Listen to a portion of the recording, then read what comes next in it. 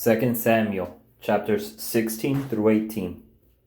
When David had gone a little beyond the summit, Ziba, Mephibosheth's servant, was right there to meet him.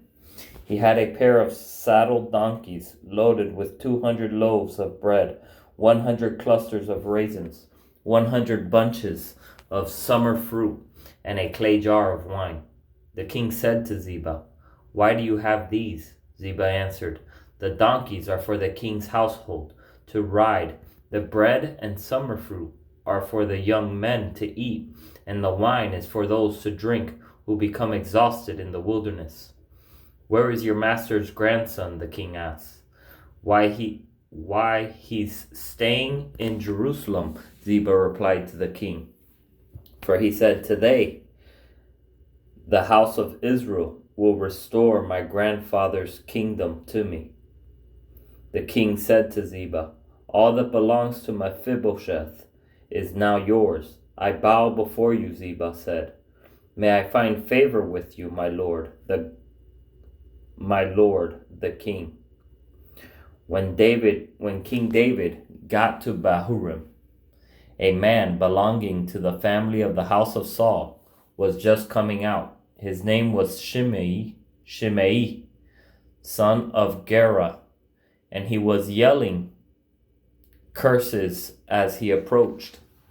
He threw stones at David and at all the royal servants, the people, and the warriors on David's right and left. Shimei said, as he cursed, get out, you man of bloodshed, you wicked man. The Lord has paid you back for all the blood of the house of Saul, in whose place you became king, and the Lord has handed the kingdom over to your son Absalom. Look, you are in trouble because you're a man of bloodshed." Then Abishai, son of Zeruiah, said to the king, "Why should this dead dog curse my lord the king? Let me go over and remove his head."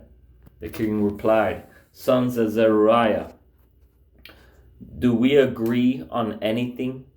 He curses me this way because the Lord told him, 'Curse David.' Therefore, who can say, 'Why did you do that?'" That part of the story right there reminds me of the story of the Thunder Brothers. The king replied, "Sons of Zeruiah, do we agree on anything? He curses me this way because the Lord told him, 'Curse David.' Therefore, who can say, 'Why did you do that?'" Then David said to Abishai and all his servants, "Look, my own son, my own flesh and blood, intends to take my life. How much more now, this Benjamite? Leave him alone and let him curse me. The Lord has told him to. Perhaps the Lord will see my affliction and restore goodness to me instead of Shimei's curses today." So David and his men proceeded along the road as Shimei was going along the ridge of the hill opposite him. As Shimei went, he cursed David, threw stones at him, and kicked up dust. Finally, the king and all the people with him arrived exhausted, so they rested there. Now Absalom and all the Israelites came to Jerusalem. Ahithophel was also with him. When David's friend Hushai the Archite came to Absalom, Hushai said to Absalom, "Long live the king, long live the king." "Is this your loyalty to your friend?" Absalom asked Hushai. "Why didn't you go with your friend?" "Not at all," Hushai answered Absalom. "I am on the side of the one that the Lord, this people, and all the men of Israel have chosen. I will stay with him. Furthermore, whom will I serve if not his son? As I served in your father's presence, I will also serve in yours." Then Absalom said to Ahithophel, "Give me your advice. What should we do?" Ahithophel replied to Absalom, "Sleep with your father's concubines, whom he left to take care of the palace. When all Israel hears that you have become repulsive to your father, everyone with you will be encouraged." So they pitched a tent for Absalom on the roof, And he slept with his father's concubines in the sight of all Israel, just as the punishment that the Lord promised David was going to take place.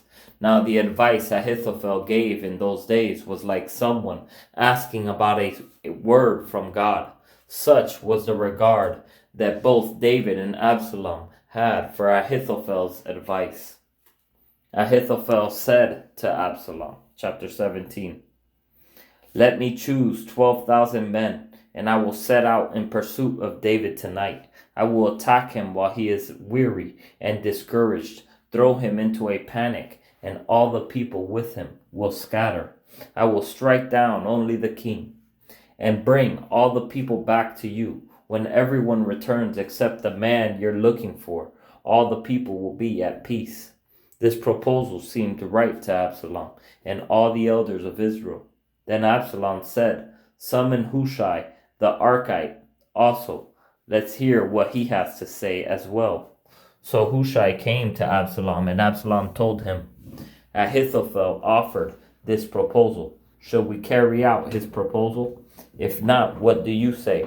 Hushai replied to Absalom, "The advice Ahithophel has given this time is not good." Hushai continued, "You know your father and his men.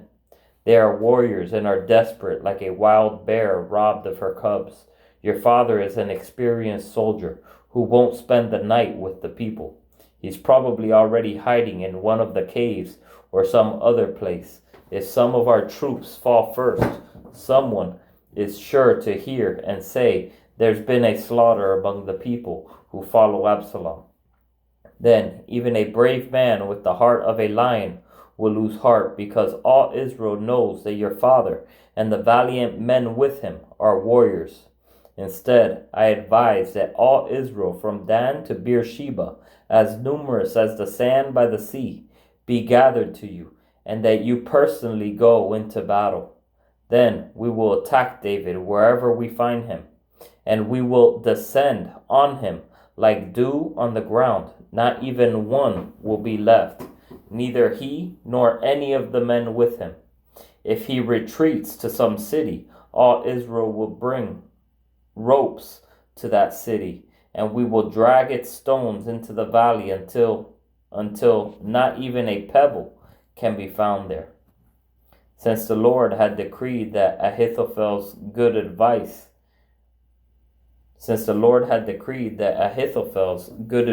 be undermined in order to bring about Absalom's ruin, Absalom and all the men of Israel said, "The advice of Hushai the Archite is better than Ahithophel's advice."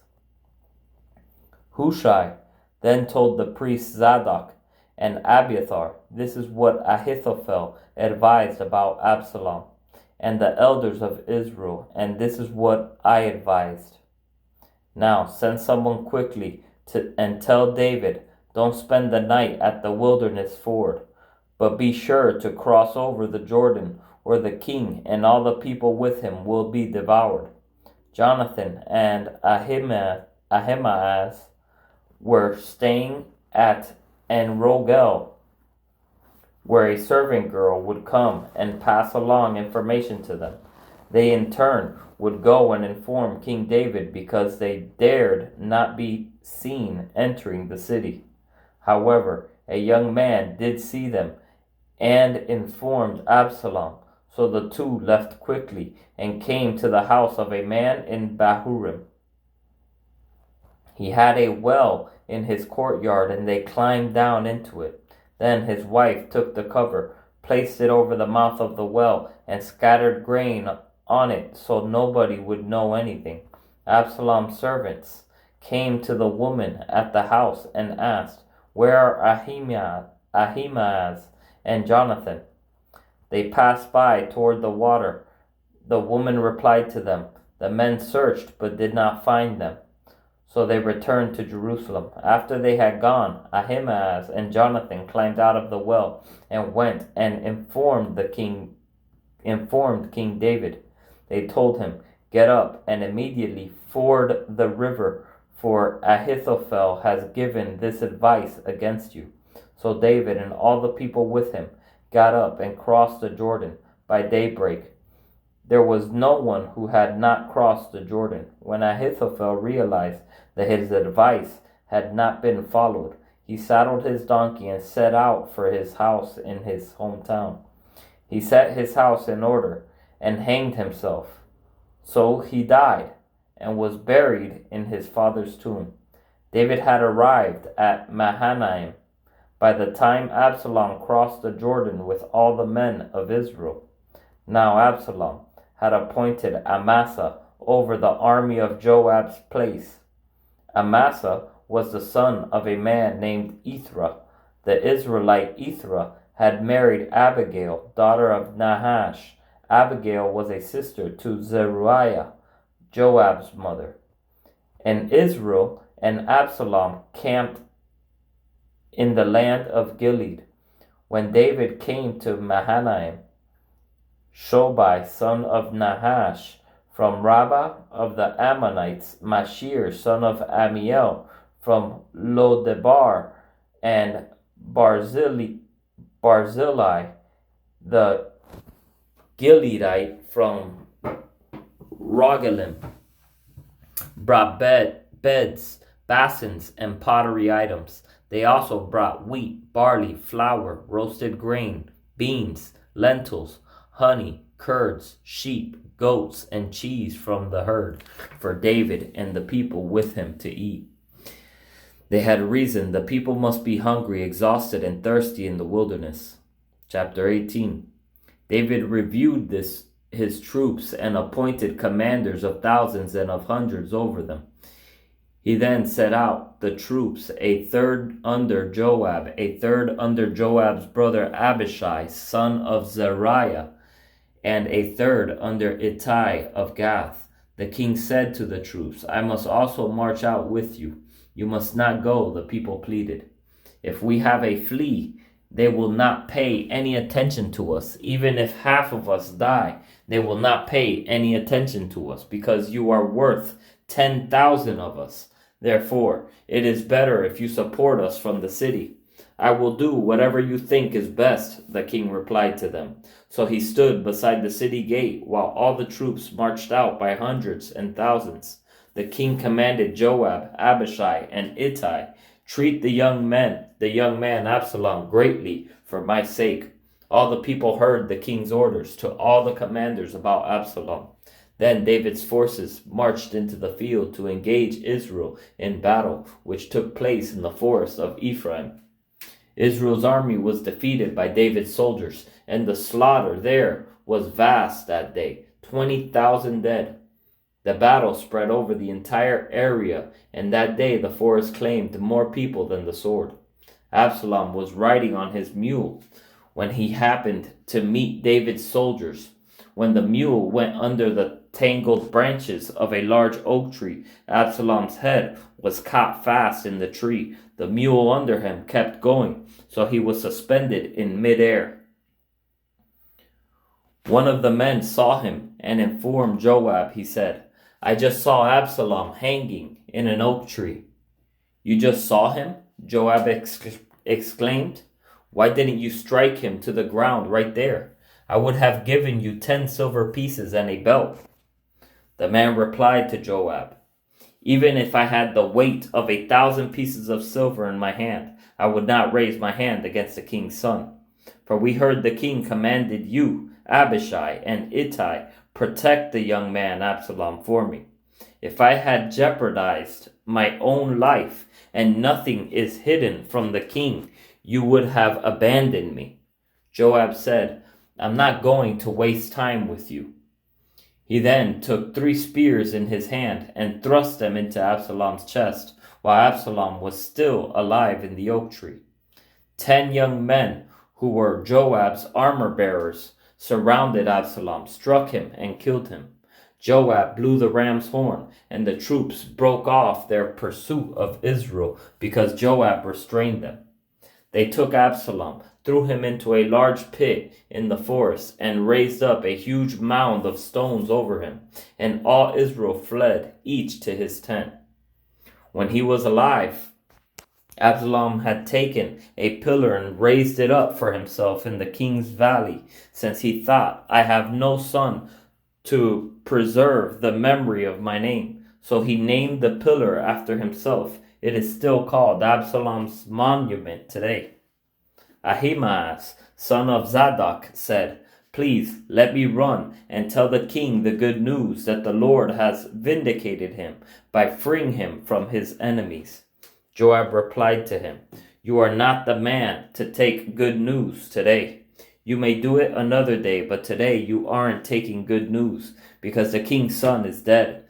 Joab then said to a Cushite, Go, tell the king what you have seen. The Cushite bowed to Joab and took off running. However, Ahimaaz, son of Zadok, persisted and said to Joab, No matter what, please let me also run behind the Cushite.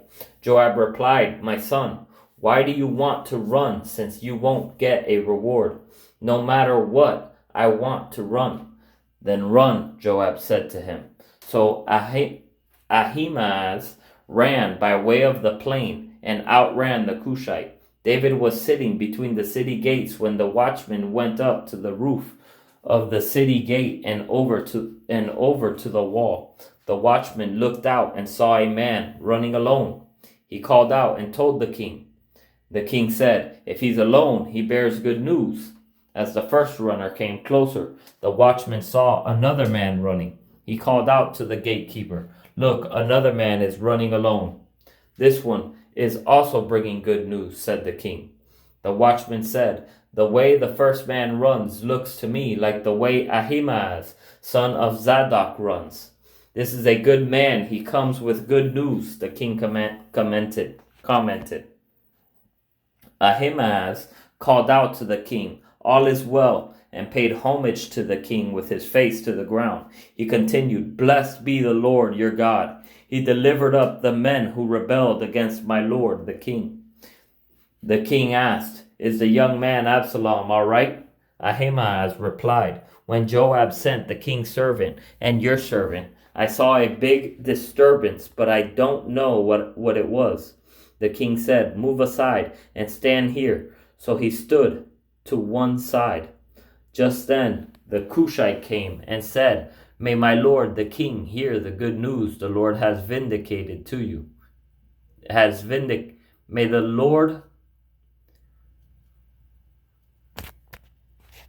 Just then the Cushite came and said, May my lord the king hear the good news the Lord has vindicated you today by freeing you from all who raise against you. The king asked the Cushite, Is the young man Absalom all right? The Cushite replied, I wish that the enemies of my lord the king, along with all who rise up against you with evil intent, would become like that young man. The king was deeply moved and went up to the chamber above the city gate and wept. As he walked, he cried, My son Absalom, my son Absalom. If only I had died instead of you. Absalom, my son, my son.